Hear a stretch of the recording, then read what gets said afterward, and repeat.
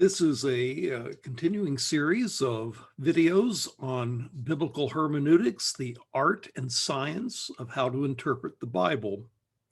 And my name is Dr. Joe Sprinkle. This is one of the videos on special hermeneutics.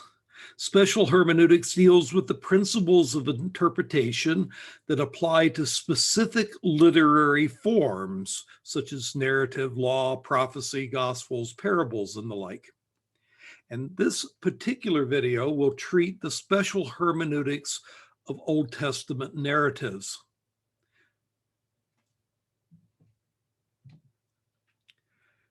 First of all, an introduction to narrative. About 40% of the Old Testament is written in narrative. There are whole books of the Bible that are primarily narrative. Genesis, Joshua, Judges, Ruth, 1st and 2nd Samuel, 1st and 2nd Kings, 1st and 2nd Chronicles, Ezra and Nehemiah, Daniel, Jonah has a lot of narrative as well. And all in all, about 40% of the Old Testament consists of narratives. And the issue is, how do we interpret and apply narratives? And part of the thing is to avoid misapplication of narratives. So, principle number one, narratives often do not directly teach a doctrine. Narratives tell stories.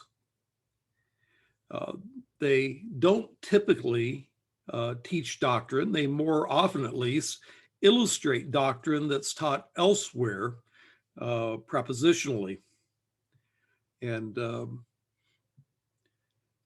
for example, in what's called the Deuteronomistic history, the books of Joshua through 2nd Kings, it's often called the Deuteronomistic history because it assumes the truth of Deuteronomy, that God blesses those that obey and curses those that disobey the covenant.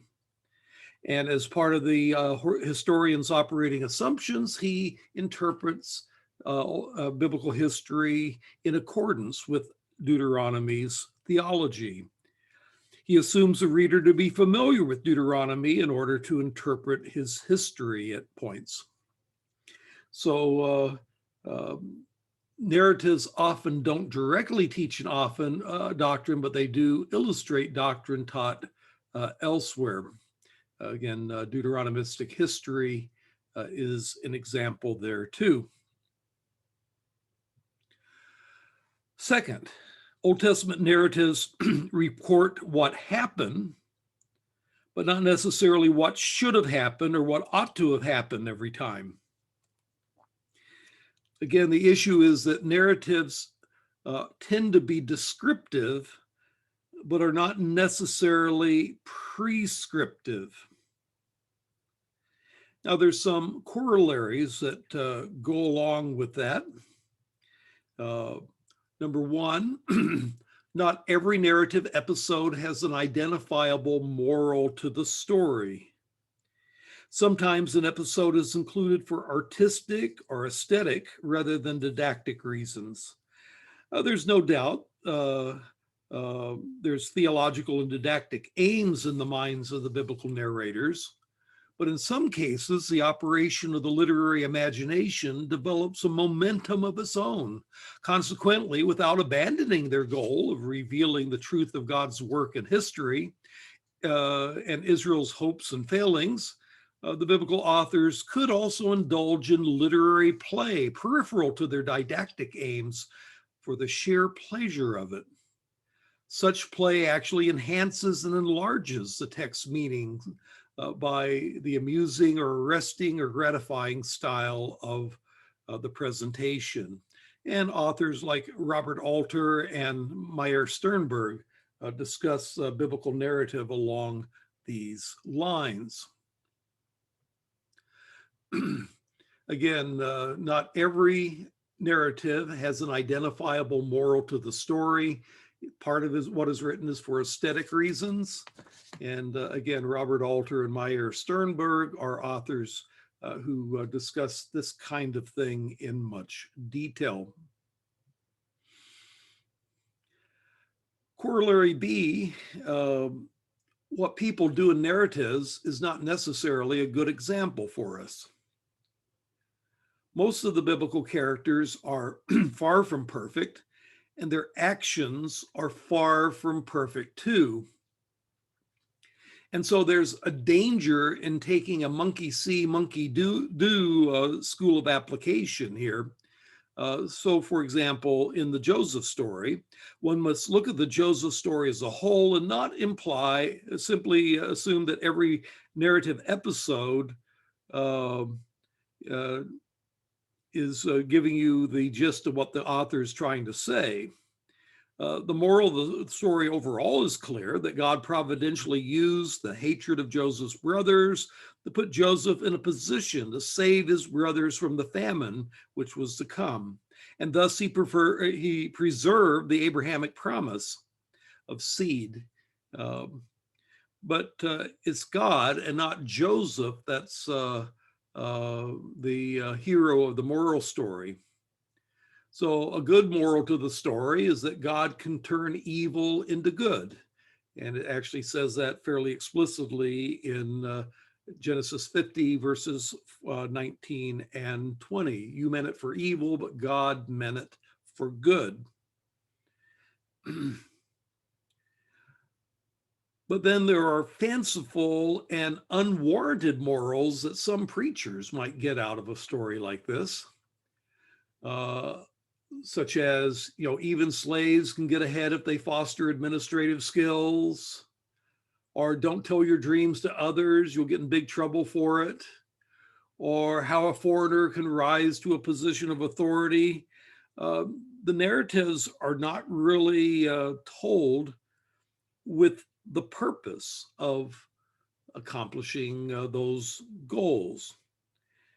It does have a purpose of God's actions, that God was with Joseph and caused everything he did to prosper, and that God gave Joseph a dream, which allowed him the ability to interpret a dream, which allowed him to be released from prison and to rise in administrative power.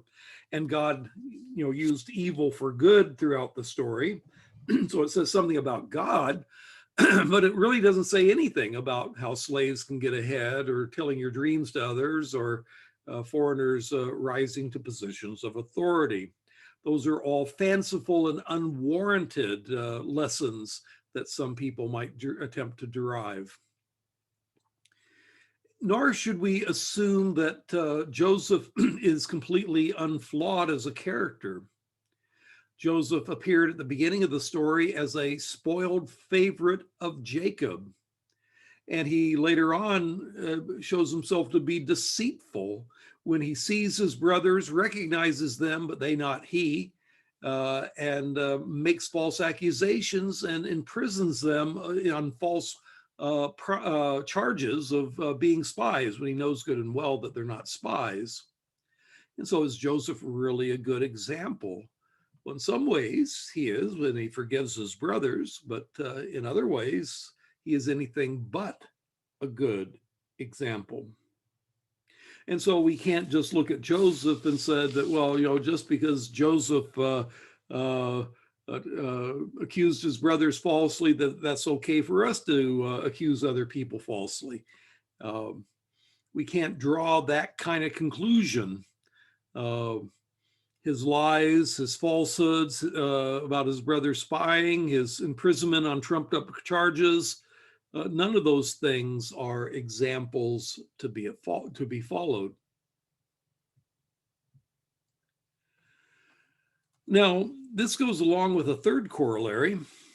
We are often not told in narratives whether or not what happened was good or bad, whether it was moral or immoral.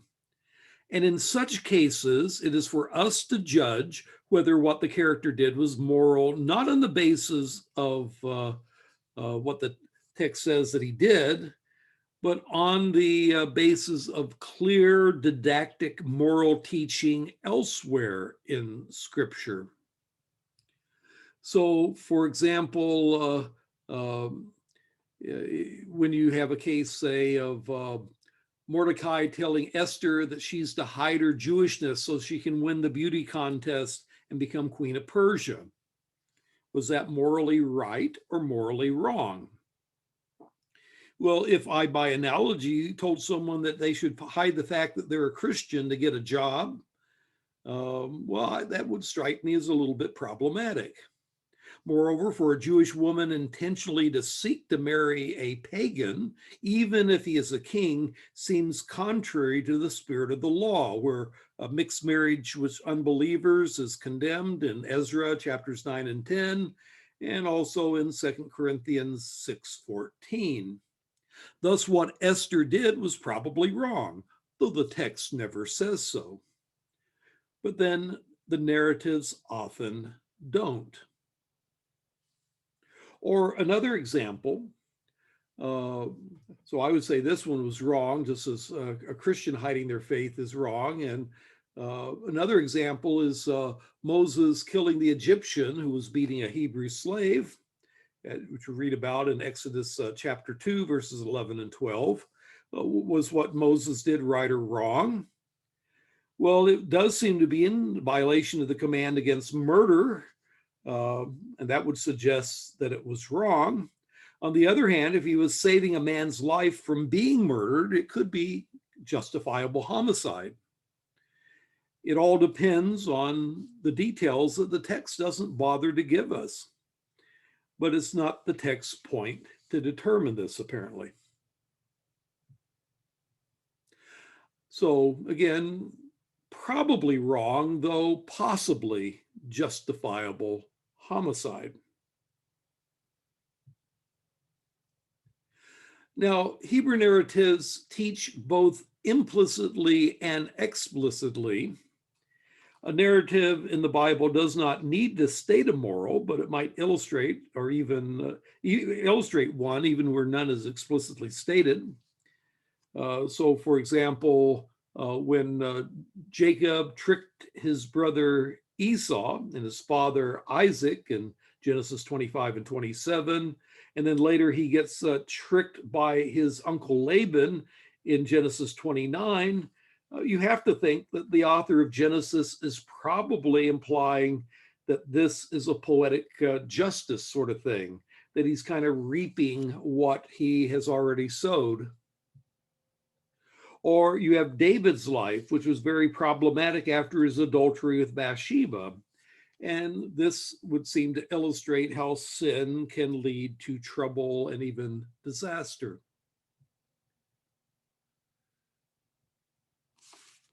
Now, it should be understood that by nature, narratives are selective and incomplete, leaving out many details. What is included in a narrative was considered by the inspired author to be important enough for us to know.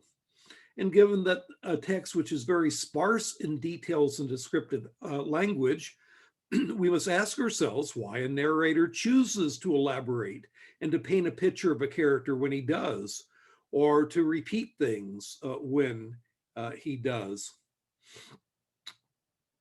Why are these events even recorded? Well, a simplistic answer would be because they happen. But lots of things happen that are not recorded. Why is this particular event considered worthy of record, while another event is not? Why is the detailed dialogue given for one event, but for another event, a conversation is given in summary or without any specifics? Why are there particular details chosen, expressed in a particular way as they are? We should pose and seek to answer such questions if we want to get below the surface of the text. Just as an illustration of the selectivity of storytelling, It actually states that in John chapter 21 and verse 25. Jesus did many other things as well. If every one of them were written down, I suppose that even the whole world could not have room for the books that would be written. Again, they're very sparse in details. Where they put in details, you have to ask why, since description is the exception, not the rule. And if you put it in, it's probably significant. Well, let me talk about some special techniques in biblical narratives. And we'll talk about plot development, characterization, point of view, a thing called free direct discourse, and synoptic-resumptive expansive storytelling. So let's start with plot development.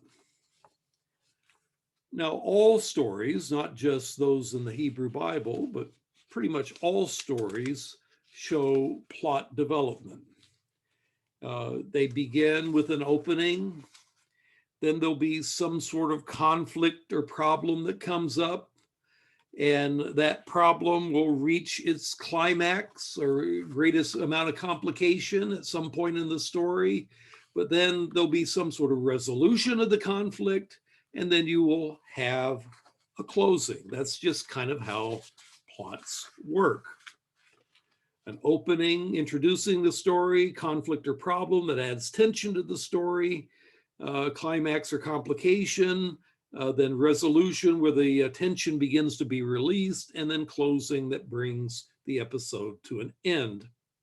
So for example, in Genesis 11, you have a problem. Sarah was barren, even though in the next chapter, Sarah was promised to have a descendant, a seed, according to the plan of God. And so there's a problem, there's a complication, but then the resolution is that Isaac is born in chapter 21. Or in Genesis 22, you have a problem that God tells Abraham to take your son, your only son whom you love, and offer him up as a burnt offering on a mountain I'm going to show you. And the complication and the climax of that, it was a threat to the promise as Abraham draws the knife to slit Isaac's throat. That's the climax of the story in 22:10.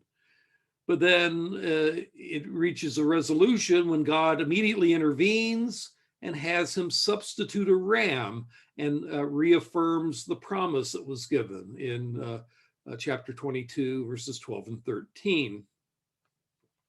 Or in the story of Pharaoh, Pharaoh trapped Israel by the sea at the beginning of chapter 14. Because Pharaoh regrets releasing the Israelites, but then God stops him and parts the Red Sea. That's the climax of the story. And then the resolution is Israel escapes while Pharaoh's army drowns. So you can always analyze stories by problem or conflict, complication or climax, and resolution. Another thing that's worth talking about is characterization. How is it that an author paints a verbal picture of the characters in a story, telling us what kind of people they were, what kinds of thoughts they express, the feelings that they have, and the like? And as we observe these things, we'll be better able to understand what the author is trying to tell us. Now, we can point out that stories have round characters and flat characters. A flat character is a character that we know very little about. And so a flat character, maybe they're given a title, they're a servant. They're kind of like background scene in a major story. And so if the character says very little about a particular character in a story, so that we don't know them at all, we just know they're there, may not even know their name, Well, that's a flat character. On the other hand, well, an example of that would be Bathsheba in 2 Samuel 11. She shows up in the story as the one by whom David was tempted, but at least in terms of the narrative, she's a flat character. We know her name, but we don't know whether she was a willing participant in the adultery or an unwilling participant, whether she was tempting David on purpose by bathing within eyeshot, or whether it was inadvertent. We don't know any of those things because she, in that story, is a flat character. On the other hand, a round character is a fully developed character that we know something of what the person was like.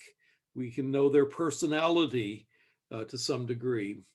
And interestingly enough, Bathsheba is a round character in 1 Kings chapter 1, where she with Nathan fights for Solomon's kingdom and kingship and life. And so there we learn more about what kind of person Bathsheba was, at least in 1 Kings chapter 1. So you have flat characters, you have round characters, and of course you could have characters that are kind of halfway in between, developed to some degree, but not to a great degree. Well, how can you paint a verbal picture of what a character was like? And there's certain techniques of doing characterization. You can describe someone. Saul was tall. David was ruddy in complexion. Bathsheba was beautiful. Little incidental remarks such as these help paint for us a mental picture of what these characters were like. You can also have statements of a character's inner life. For example, Amnon loved his sister Tamar, but after he raped her, he hated her. Says a lot psychologically about Amnon in that particular instance. It says that Jacob loved his youngest son Joseph more than all his other sons. And this says something about Jacob's character, that he played favorites with his children. Not a thing I recommend that you do. You can also characterize someone by speech and action. What a character says and what he does shows something about that character. And so Moses' statement, "Who am I that I should go to Pharaoh?" Well, that speaks of Moses's humility. The silent obedience of Abraham when he's told to sacrifice his son, his only son Isaac, well, that shows something of how he feared God. And sometimes characterization is shown by the speech of other characters, as in the book of Job, when Job is called a blameless and upright man, fearing God and turning away from evil. That's on the lips of a character in the story, which is God himself, who, by the way, would be a reliable character. And then you can also characterize by showing contrasts. Sometimes characterization comes by contrast between characters in the story. So you have the story of Jacob and Esau, would show a contrasting attitude towards their birthright, and shows that each brother had different values, and that Esau neglected his heritage. In the Joseph story, there's a contrast between Reuben, who wants to save Joseph, and his brothers, who wanted to have him killed.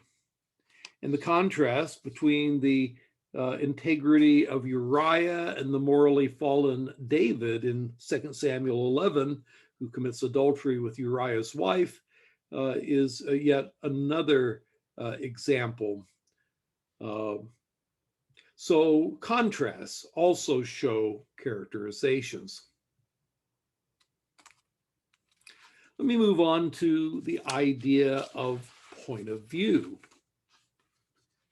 Point of view is the perspective or position or perspective from which a story is told. And a variation of this is point of view can also refer to putting ourselves, as it were, in the shoes of particular characters in the story, to ask the question, well, what was that character's point of view? So you have various points of view. We can speak of the narrator's point of view. In the Bible, the narrator is always a omniscient narrator. That is, the narrator always knows the real truth, always knows the real facts. And so that's the omniscient narrator. In some parts of Ezra and Nehemiah, you have first-person narration where Ezra talks about what Ezra did, and Nehemiah talks about what Nehemiah did in kind of autobiographical sections of the books of Ezra and Nehemiah. Get a little bit of that also in the book of Daniel. So you can have narrators' points of view. You can also have God's point of view. God as a character can express his point of view in the narration. He can do that either by dialogue or by his actions. Alternatively, the narrator can give us God's point of view. For example, when it gives a condemnatory aside, when he tells us in Genesis 38:7 that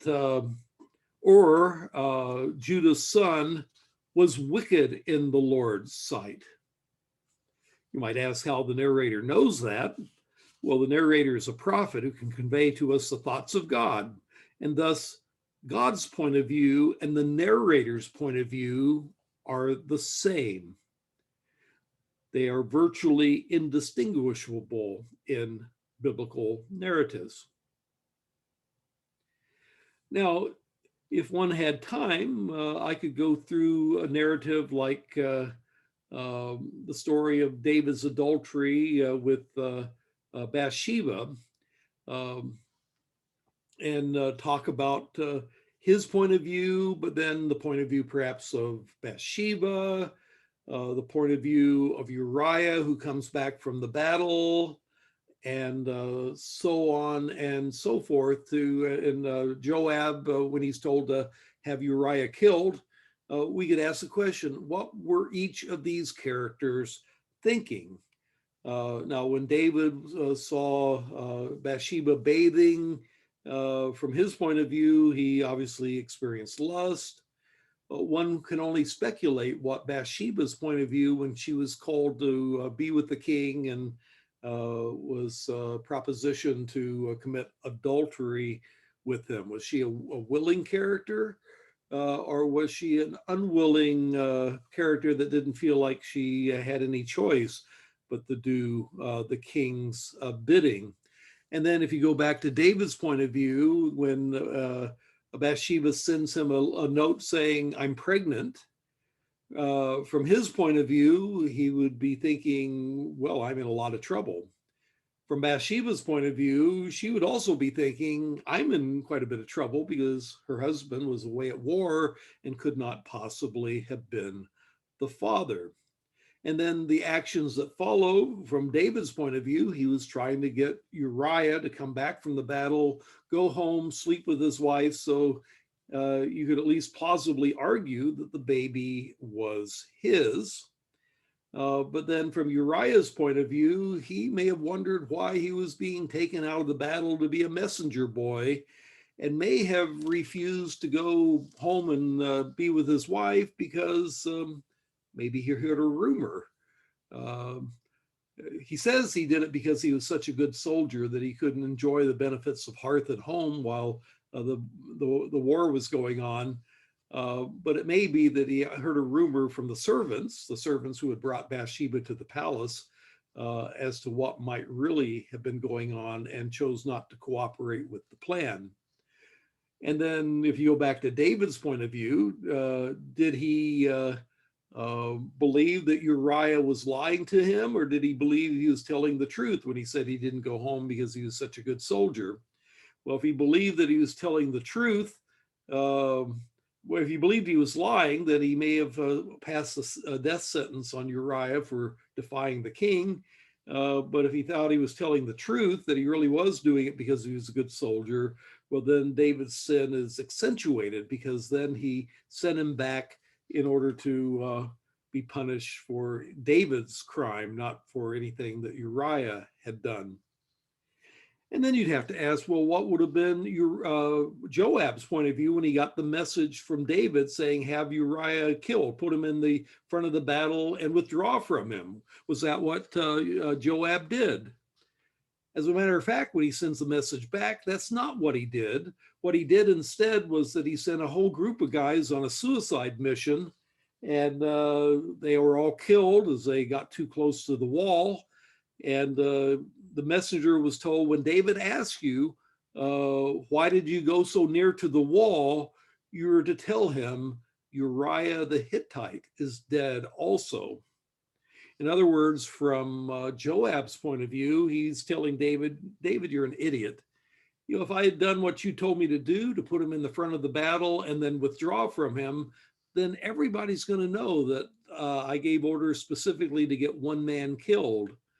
But I saved your rear end this time by putting people on a suicide mission, and now they'll just think I'm a bad general, not that I was trying to get one particular man killed.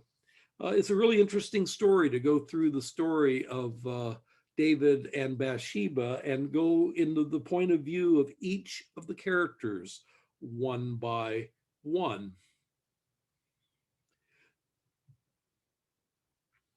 Let me move on to a concept that I've mentioned in another video, the concept of free direct discourse. Free direct discourse is when authors give the gist of what a character said, or more or less what a character said, but not necessarily the exact wording of what a character has said. Though it may put it in quotation marks.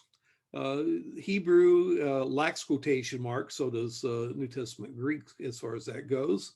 And this is a category somewhere in between direct discourse and indirect discourse. Direct discourse is when you say so-and-so said, and then you quote word for word exactly what the person said. That's direct discourse. Indirect discourse is just summarizing what a person said. He said that. So direct discourse would be, he said, quote, I will come to your party, unquote. Indirect discourse would be, he said, I will come. He said that he would come to the party. Free direct discourse is, let's say what he really said was, well, I'd like to come, and I'm not sure whether I'm going to have time, but more I think about it, yeah, maybe I will have time. And sure, yeah, I guess I can come. Yeah, I'll be there. That's direct discourse. Free direct discourse is, and he said that I will come. That's giving the gist of what he said, but it may not be word for word exactly what was said. And it's a category between direct and indirect discourse. When you're trying to summarize, say, a long narrative, you will often use this free direct discourse in order to summarize what was said in a way that's more interesting than indirect discourse. He said that, such and such. Example would be Jonah, 40 days and Nineveh will be overturned. Surely he said lots and lots of things more than that, but that's the essence of what he said, the gist of what he said, and it puts it in direct quotation to make it more interesting for the reader. You could also apply that to a very long dialogue between Jesus and Nicodemus, who no doubt talked for at least an hour, one would think. and yet the whole dialogue is summarized in just a couple of sentences. And then finally, I come to a concept known as synoptic-resumptive expansive storytelling. Synoptic-resumptive expansive storytelling is when an author tells a story once, often in a summary way, and then goes back and tells the story again, expanding on the details or telling it from a different point of view. Some examples in Genesis 1:1, arguably the very first verse is an example of resumptive repetition. In the beginning, God created the heavens and the earth. That seems to be a summary of what happened at creation. God made the world, the heavens and the earth. But then what follows is details of how he did it. And so he did certain things on day 1 and on day 2 and on day 3 and so forth. But the first verse is a synopsis of the entire act of creation, at least arguably so. And what follows is a resumption and expansion of that first statement. Likewise, in Genesis 1:26 and 27, God made man in his own image, male and female, he created them, and so on and so forth. Well, that's a synopsis of the creation of man as male and female. But then when you get to Genesis 2, you get a resumption and expansion of that story, telling in more detail how God made Adam first and then Eve from Adam's side. And so again, you have synoptic, resumptive, expansive storytelling, and that happens quite often in the Hebrew Bible especially. So that's an introduction to the hermeneutics of Old Testament narratives. And my name is Dr. Joe Sprinkle.